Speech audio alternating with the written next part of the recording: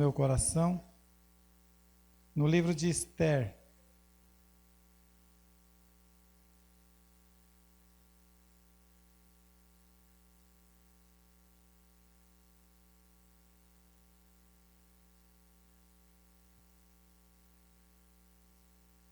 No capítulo 3, de 1 até o versículo 6.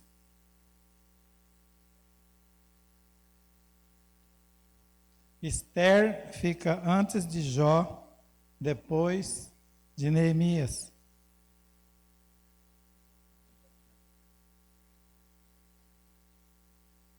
Se você não sabe onde está Neemias, é antes de Esther.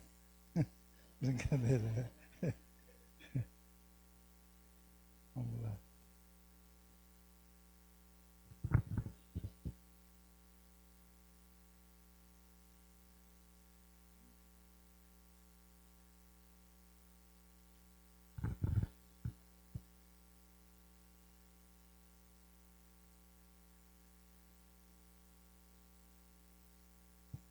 Nosso querido Sub Dimas, nossa alegria, estamos honrados com a presença de toda a banda, pelo excelente trabalho que é feito, de coração para o nosso Deus. Aí, se for permitido, eu gostaria de orar pelo senhor também, que estará sendo transferido, para Curitiba nesse final de ano, e a gente poderá orar pelo senhor depois, no término aqui.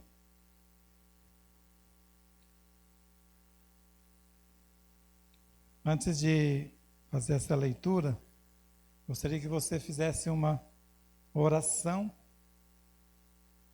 lembrando que a palavra de Deus, ela é escrita por homens, mas inspirada pelo Espírito Santo. E ela não tem fim na sua profundidade, porque assim como Deus é, assim é a sua palavra. Então nós precisamos da ajuda do Espírito de Deus para compreender algo que Deus tem para nós hoje à noite, amém?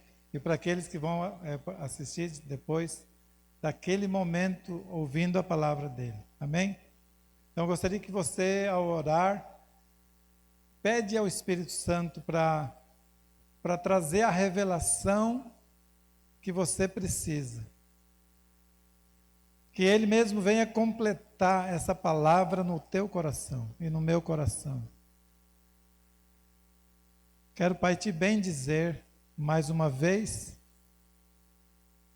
porque nós entendemos que grande é o Senhor, o Deus Todo-Poderoso, o Deus que enche os céus, enche a terra e enche as nossas vidas.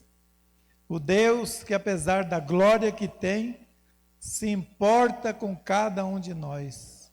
E o Senhor tem planos e propósitos tão tremendos para a vida do ser humano. Eu quero hoje, Pai, que o Senhor ministre ao nosso coração, a cada um aqui, qualquer barreira que o inimigo já tenha colocado, qualquer bloqueio que possa existir, nós rompemos hoje isso, em nome de Jesus, e pedimos que a Tua palavra seja introjetada pelo Teu Espírito, e que haja entendimento no Espírito, e que hoje possamos receber de Ti uma palavra de edificação, uma palavra de destino, uma palavra de direção mesmo. Pedimos mais uma vez a cobertura do sangue de Jesus, para que nós possamos estar protegidos na mente e no coração, para que nada nos distraia, que nos tire do principal foco de que a revelação, ela é espiritual. E que nós vamos ouvir a palavra na terceira dimensão, mas que o Senhor leve para a quarta dimensão cada detalhe. Pai, assim eu entrego em Tuas mãos, agradecido por tudo em nome de Jesus. Amém? Então você vai acompanhar comigo essa leitura de um homem chamado Mordecai. Então aqui está alguns relatos que aconteceram na vida dele, e eu quero que você entenda, a gente não vai poder abranger toda a história do livro de Esther, mas eu quero que você entenda esse texto aqui, do que foi aqui uma revolução a partir desse momento. Então ele diz assim, depois dessas coisas, essas coisas é que Esther já tinha sido escolhida para ficar como rainha no lugar de Vasti. Então depois dessas coisas, esse Mordecai, esse homem, ele ficou na porta do palácio, porque a sua prima agora era a rainha. Agora escute só. Depois destas coisas, o rei Assuero engrandeceu a Mordecai. Foi assim? Hã? Não. Mordecai estava ainda na sombra, anonimato, sem ser conhecido. Mas aqui diz assim que o rei Assuero engrandeceu a Amã, diga Amã. Esse Amã, ele era filho, diz aqui, filho de Amedata, Agagita. Eu quero que você guarde essa palavra, Agagita. E o exaltou e lhe pôs o trono acima de todos os príncipes que estavam com ele. Todos os servos do rei que estavam à porta do rei se inclinavam e se prostravam perante Amã, porque assim tinha ordenado o rei a respeito dele. Mordecai, porém, não se inclinava nem se prostrava. Ei, Mordecai não se inclinava e nem se prostrava perante Amã. Então, os servos do rei, que estavam à porta do rei, se inclinavam e se prostravam perante Amã, porque assim tinha sido ordenado.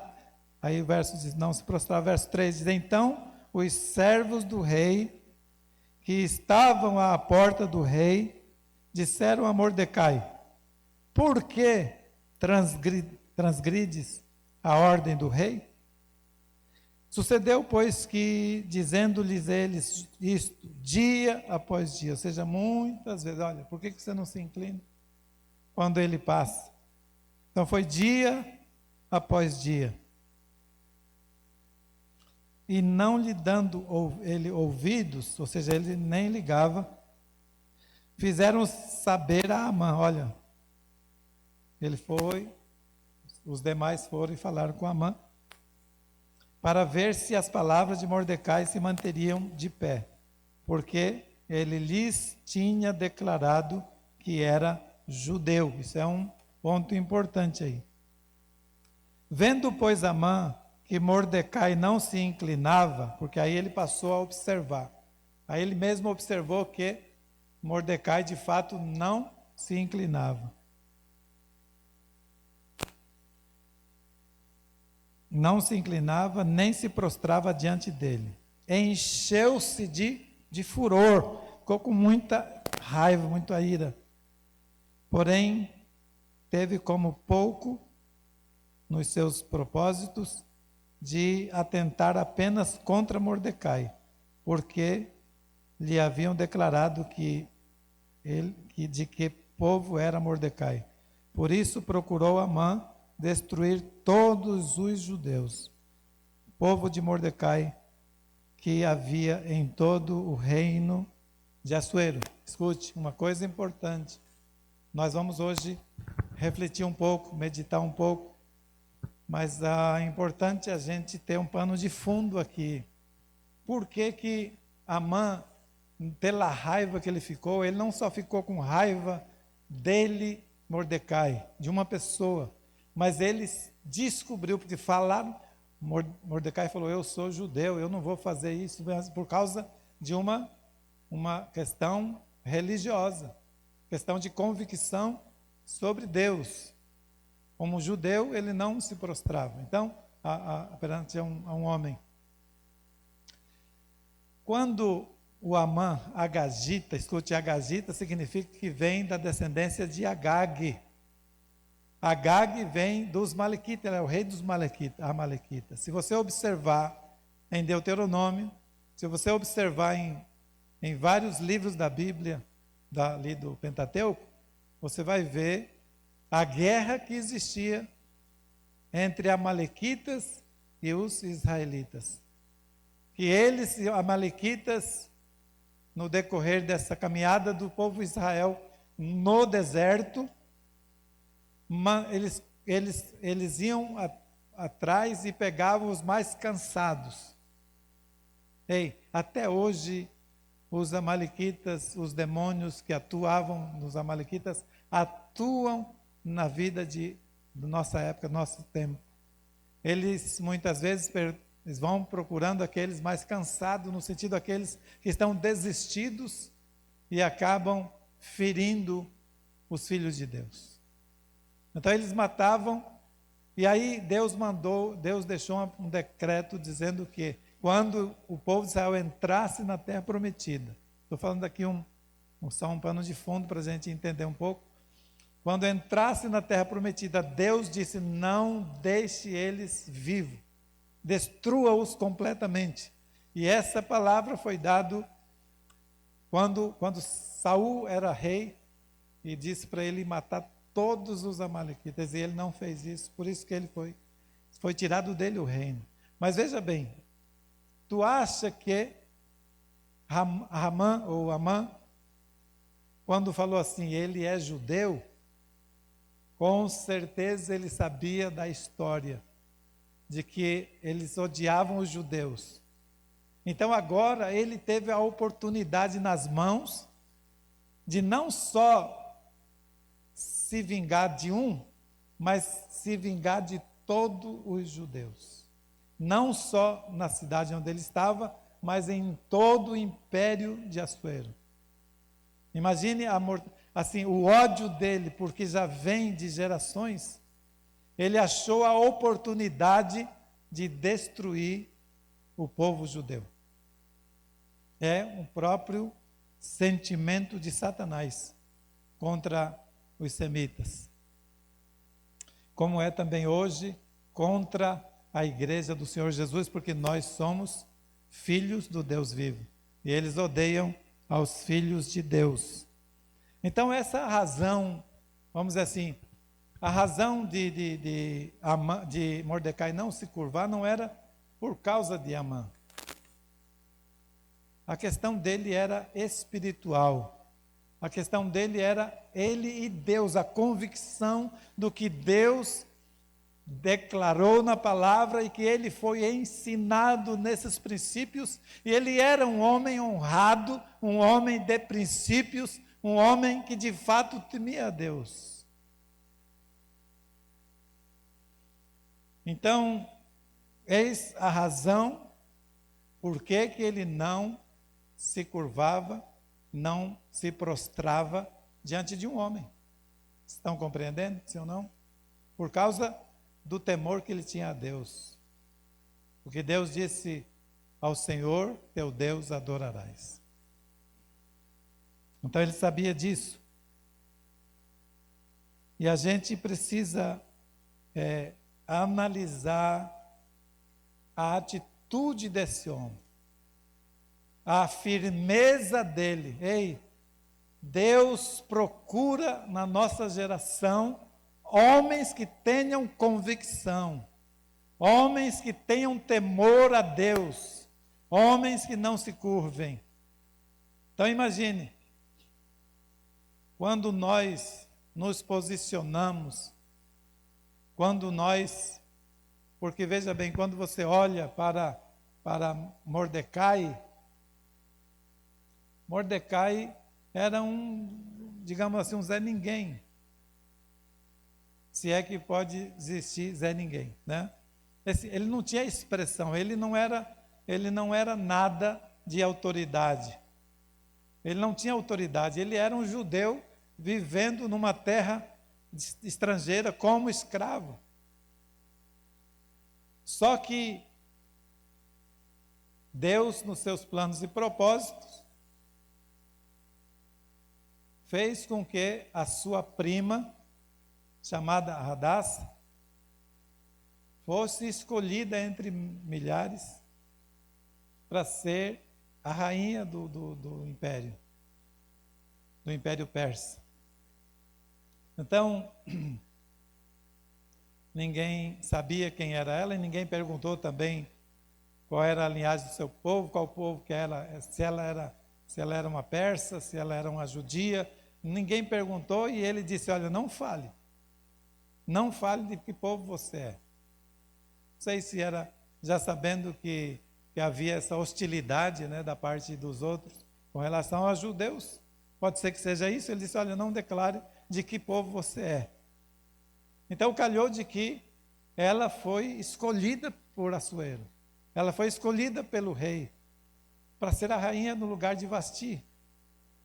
E ela, essa mulher, essa menina, essa moça, era filha de um tio de Mordecai. E Mordecai, escute, ele vem da linhagem do irmão de Saul. O pai dessa menina era da linhagem de Quis, pai de Saul. Então, assim, as coisas foram andando de tal forma que ela venha de uma linhagem, pelo menos parente ou da linhagem de um rei, e o outro, a Amã, também da linhagem de um outro rei, de um povo que não temia a Deus. Então, ela se torna a rainha. Então ela foi assim, os pais dela morreram quando ela era criança. Então, o primo dela, o Mordecai, pegou e criou como filha. Era prima, filha. E agora ela se torna rainha. Claro, agora ele tem uma outra posição, mas ninguém sabe que ele é nem primo dela. Não sabe nada sobre ele, ele está ali à porta. Então veja bem, o que eu queria dizer para vocês sobre isso. Ainda que esse Mordecai era judeu, era estrangeiro, não tinha autoridade nenhuma nas suas mãos, mas Deus usou esse homem para mudar a história do povo judeu. Mudou todas as circunstâncias daquela época. Então o que eu quero dizer assim, que muitas vezes nós perdemos, nós deixamos de sermos honrados por Deus e exaltados por Deus, porque nós muitas vezes não estamos atentos a detalhes das nossas vidas que poderiam ser observados por Deus e Ele usar essas coisas para exaltar, como foi com esse homem Mordecai. Então, hoje eu queria dizer para você aqui agora, todos que aqui estão, o nosso Deus é poderoso para lhe recompensar quando você de verdade agir com atitude simples, copiando a vida de Mordecai. Se nós tomarmos posição hoje, não importa, não é porque Mordecai, quando ele fez isso, ele não sonhava de forma alguma que seria ele um instrumento a empurrar a rainha para a missão que Deus tinha dado a ela. Porque foi essas circunstâncias ali que fez com que acontecesse isso. Então não passava na mente dele o que ele fez. E aí vem aquela frase de Jeremias Pereira: não é o lugar que faz uma pessoa, mas uma pessoa cheia do Espírito Santo é que faz o lugar. Escute, não é o lugar que vai te fazer, não pense, não, eu tenho que ir para outros lugares, que eu tenho que ir para grandes cidades ou as capitais. Não importa. É a pessoa cheia do Espírito Santo é que faz o lugar, é que vai fazer a diferença, é que vai revolucionar a geração dela, revolucionar até mesmo um povo todo, ou um império. Porque o que aconteceu? Porque se Mordecai pensasse, eu estou aqui longe mesmo do meu país, sou escravo, por que não me curvar diante desse homem e ficar tudo bem?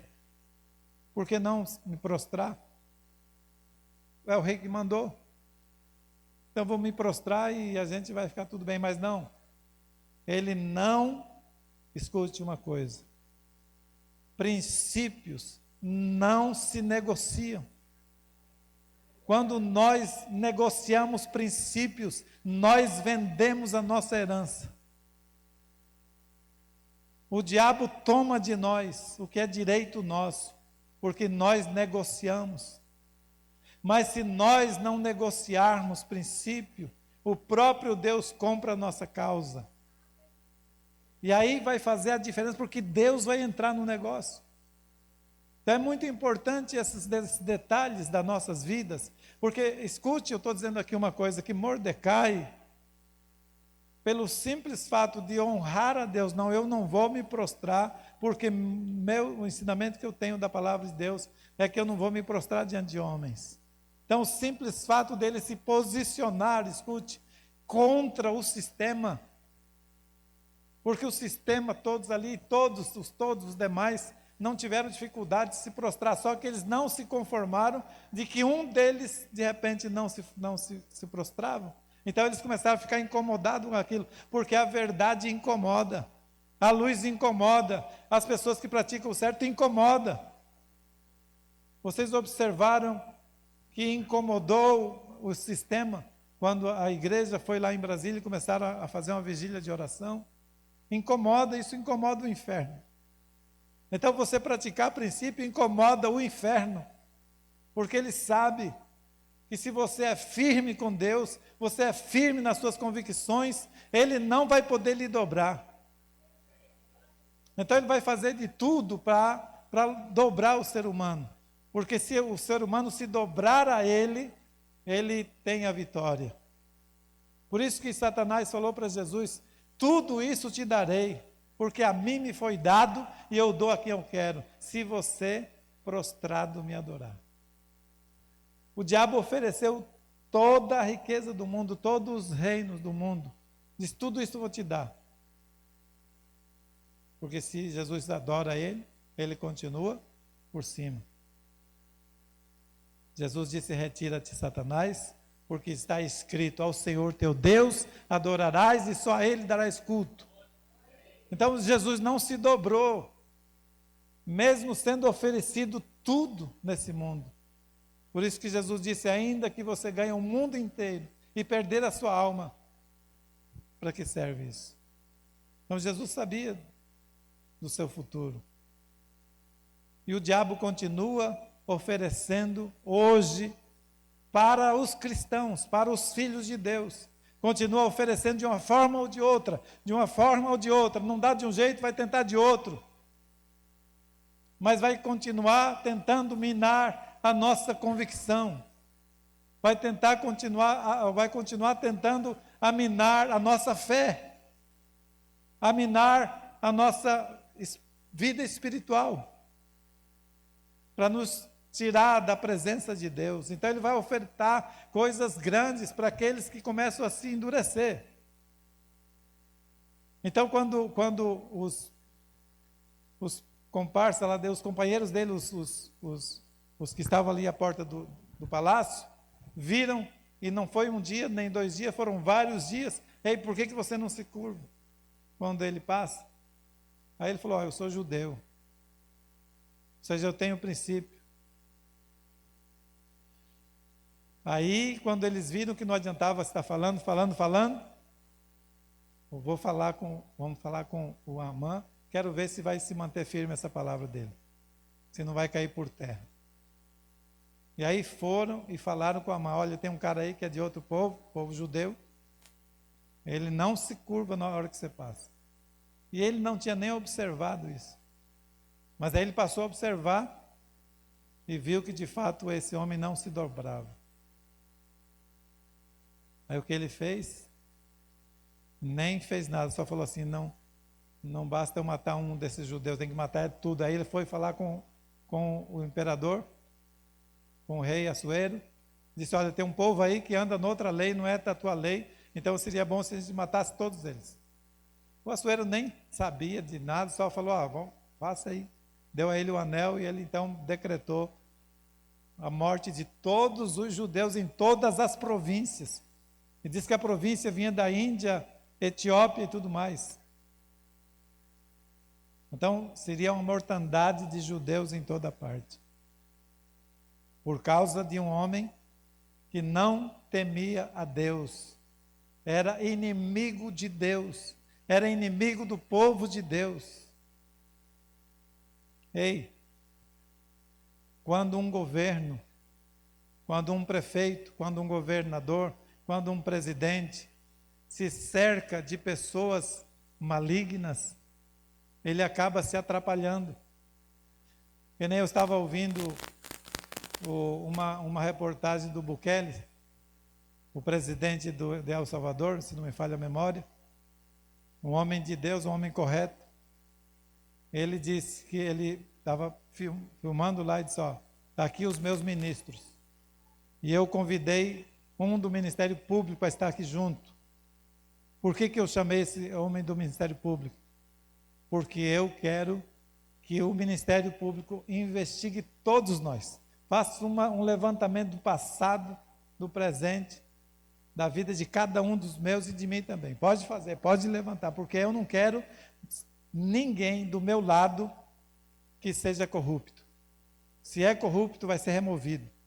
Porque eu não quero deixar um legado de ladrão. Ele falou, eu já ouvi caso, ele falou, de presidente que era honesto, mas se cercou de ladrão e acabou deixando um legado de ladrão. Isso acontece muito, sabe? As pessoas se elegem prefeito muitas vezes e se cerca de secretários por causa de conchavos, e eles não estão ali para servir o município, mas sim para servir a si próprio. Então, acaba se cercando de corruptos. Então, Assuero não sabia da malignidade, da linhagem do próprio Amalequita, né? Não sabia. Achou que ele era um bom homem e colocou ele na mais alta posição. Honrou ele com uma posição bem alta, com muita autoridade, ao ponto de que os outros tinham que se curvar a ele. Mas não era um bom homem, não era um homem de bem, era um homem maligno. Era um homem que tinha anseios de alcançar posições por seu próprio ego.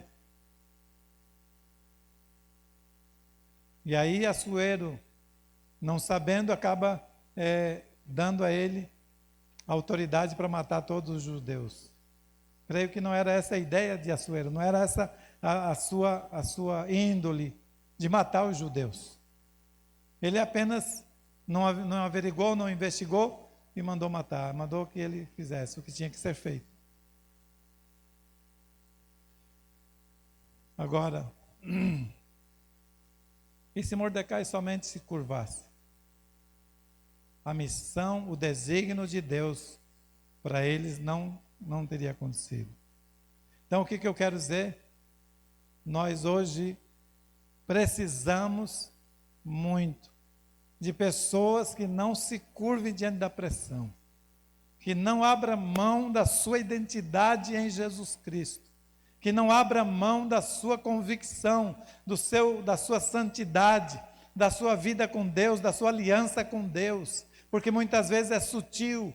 Tem pessoas que abrem mão da sua aliança com Deus por tão pouca coisa, se curvam diante do pecado, se curvam diante da riqueza, se curvam diante de homens, se curvam diante da glória de homens.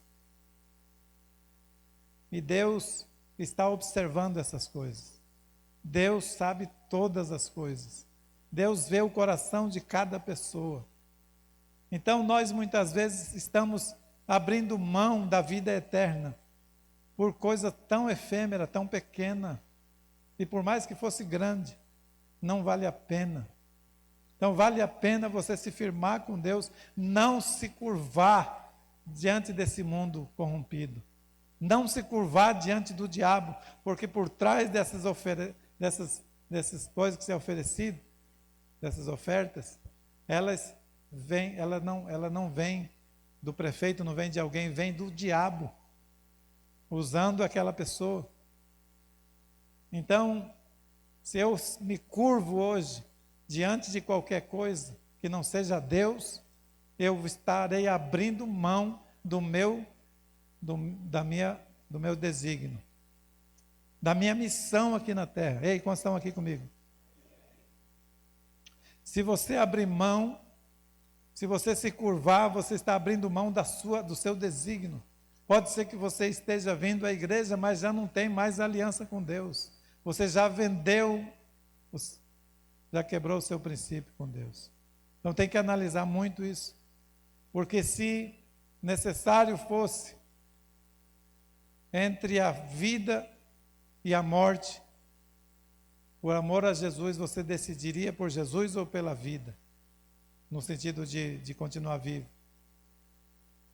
É necessário nós nos mantermos firmes na nossa convicção em Deus. Esse homem aqui não se curvou diante dessa pressão que veio sobre ele, para ele se curvar diante de Amã. Aí o que acontece? Decreto do rei para a morte de todos os judeus. Agora não seria só ele morto, mas todos os judeus. E aí que entra a história de Esther, que ele diz que eles foram vendidos. E se ela se calasse por ser rainha, achando que ela não iria sofrer danos, Deus iria prover livramento de outra forma. Então ela disse: eu não fui chamada para estar na presença do rei esses dias, mas jejue por nós, por mim, 3 dias, 3 noites, sem comida e sem bebida, sem água. 3 dias, e eu vou me apresentar ao rei. Se eu morri, morri. Mas se ele me estender o cetro, estarei vivo. Aí foi que a coisa mudou, porque o rei recebeu-a na sua presença, e ela falou: olha, eu quero oferecer um banquete, um jantar para o senhor e para Amã. Aí Amã, aliás, o rei pergunta para ela na primeira noite: o que você quer que eu te faça? Até metade do reino eu vou te dar. Disse: amanhã eu gostaria que o senhor jantasse de novo comigo. Mais uma refeição junto do senhor os dois. E aí vai a história, né? Naquela noite, numa noite de um jantar para o outro, o rei não conseguiu dormir.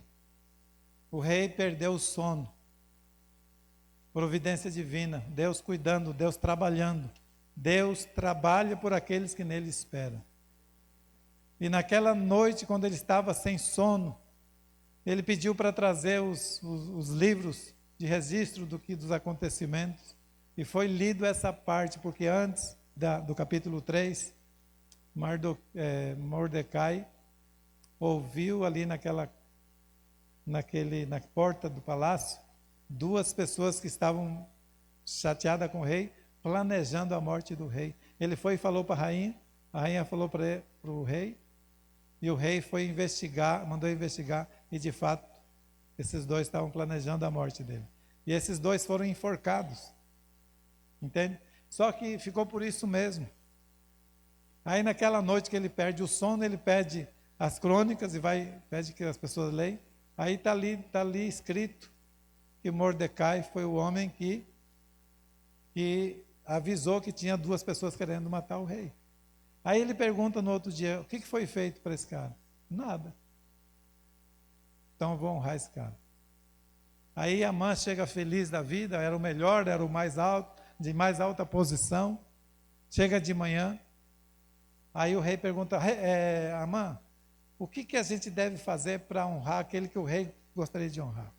Ele pensou: deve ser eu, né? Deve ser eu essa pessoa, porque não tem outra. Ele disse: olha, tem que fazer assim, colocar ele com as vestes real, né?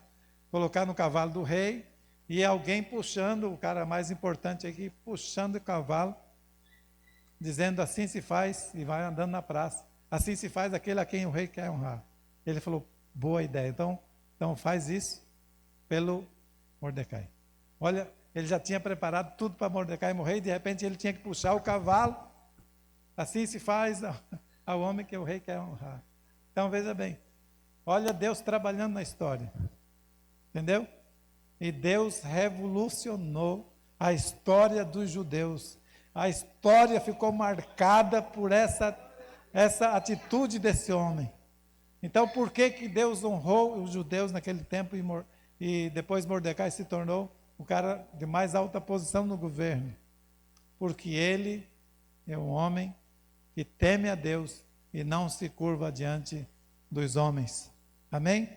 Então, isso eu gostaria muito de dizer para você, que Deus, Ele pode ter coisas grandes para lhe entregar, coisas extraordinárias para entregar na sua mão, mudar a história de povos e nações através da sua vida. Mas é muito importante que nessas situações pequenas, você se mantenha firme com Deus. Você não abra mão de Deus, não abra mão dos princípios, não abra mão dos ensinamentos de Deus. Faz obedecendo a Deus e Deus vai te honrar. Deus não deixa ou não fica devendo nada para ninguém. Amém? Então vamos fazer uma oração. Agradecer a Deus por esse momento tão importante nas nossas vidas. E porque hoje é um dia também que Deus pode mudar destinos. Deus pode selar algo grande na sua vida.